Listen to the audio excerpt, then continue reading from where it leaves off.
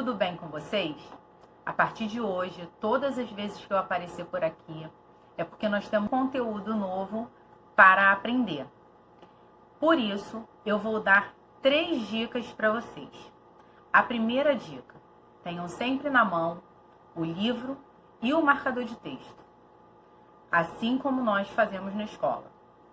A segunda dica: voltem o vídeo e revejam quantas vezes forem necessárias. Terceira dica: marquem todos os trechos do livro para sinalizar as partes mais importantes, porque isso vai ajudar vocês na hora de encontrar as respostas. Agora, vem comigo e mãos à obra.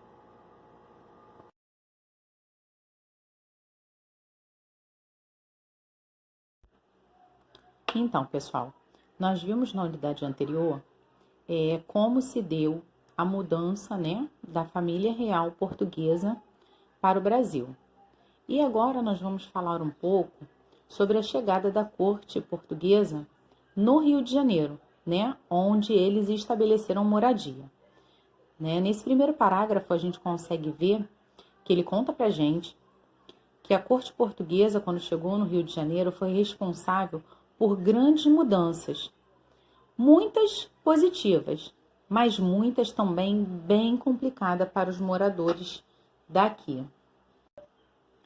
Bom, para obrigar, os recém-chegados aqui, abrigar esses recém-chegados, foi preciso desalojar muitos moradores. As melhores casas eram escolhidas pelos funcionários da corte, Eles pretendiam morar naquelas casas e aí eles colocavam na porta daquelas casas as iniciais PR, que significavam príncipe regente. Bom, isso era a ordem para que os moradores deixassem a casa imediatamente. Não tinha questionamento. Abriu a porta de casa, viu que estava colado lá as iniciais PR, já significava que o príncipe regente queria aquela casa.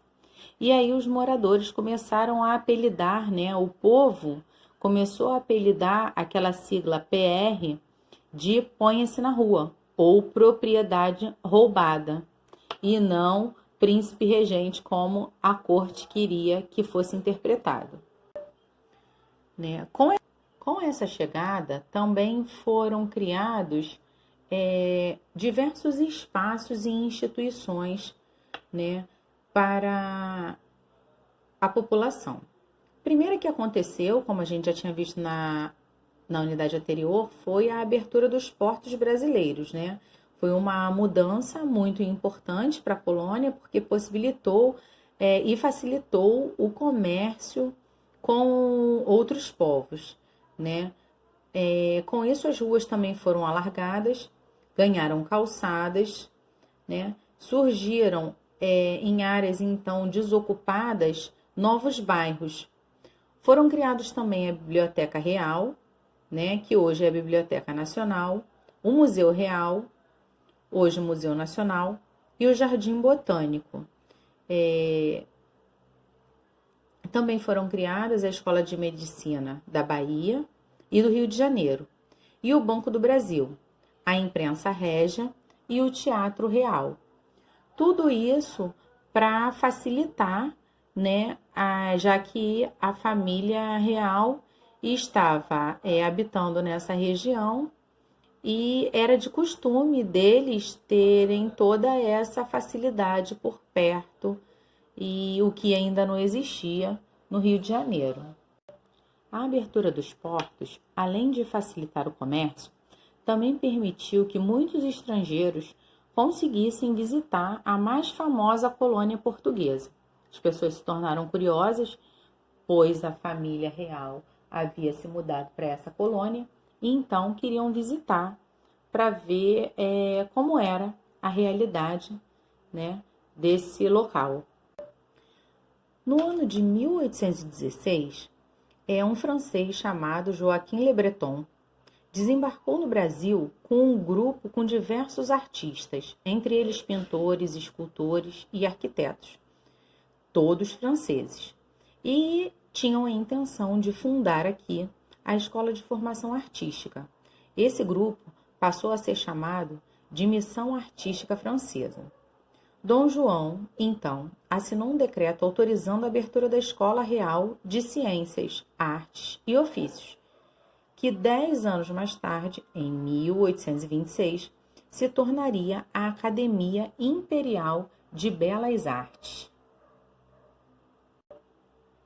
O arquiteto francês Grand-Jean de Montagny, que participava da missão artística francesa, foi responsável por projetar o prédio onde a Real Escola de Ciências, Artes e Ofícios funcionaria.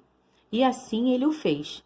E essa escola funcionou entre 1816 e 1838. Em 1938, quando esse prédio foi demolido, preservaram apenas o seu portal, que hoje se encontra no Jardim Botânico. O portal é um documento histórico que marca uma importante época no Brasil, que foi justamente essa época das modificações dentro da colônia para melhor atender aos interesses da corte. Um outro membro da missão artística francesa, Jean-Baptiste Debré, que também foi professor da Real Escola de Ciências, Artes e Ofícios, viveu aqui no Brasil durante 15 anos e foi responsável por retratar os costumes do povo, as paisagens e o trabalho dos escravos em suas belíssimas obras. Georges Henrique von Landorff, conhecido como Barão Landorff, médico alemão naturalizado russo, foi responsável por chefiar uma expedição que percorreu as províncias do Rio de Janeiro, São Paulo, Mato Grosso, Minas Gerais e Pará. Isso aconteceu entre os anos de 1821 e 1829. Essa expedição era composta por botânicos, pintores, cartógrafos e astrônomos. Registrou em aquarelas, mapas e desenhos aspectos da natureza do território, assim como os costumes dos povos indígenas e pessoas que viviam no interior do Brasil. Um dos participantes da expedição era o artista alemão Johann Moritz Rugendas, cujas obras retrataram os costumes da época. É bastante importante que durante a leitura da unidade desse livro, vocês observem as imagens e as legendas que informam o nome dos artistas responsáveis por cada uma delas, né? E isso faz com que a gente entenda e visualize um pouco do que acontecia na nossa cidade, principalmente, né, do Rio de Janeiro, e também nas cidades do interior do território, como funcionava a vida dos habitantes nessa época.